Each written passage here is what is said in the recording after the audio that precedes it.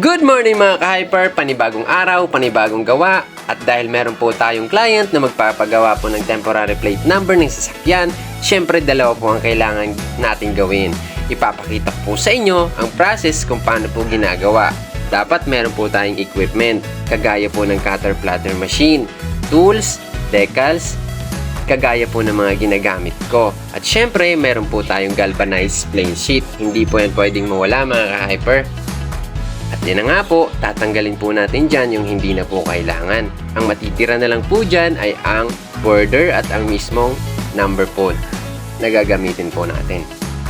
At sobrang nagpapasalamat na lang talaga ako kay Lord kasi ang mga nakukuha naming customer halos online. Akalain mo nga naman, syempre thank you po kay Ma'am Jessica na nagpagawa po sa amin ng template ng sasakyan. At dahil sa request ni client na ipapadeliver na lang, magka-additional na lang daw siya for delivery fee. Syempre, malaking pabor po yun sa atin mga ka-hyper. At thank you po ulit kay Ma'am Jessica from Calabanga, Camarines Sur, only in Make and Prints. Thank you for watching!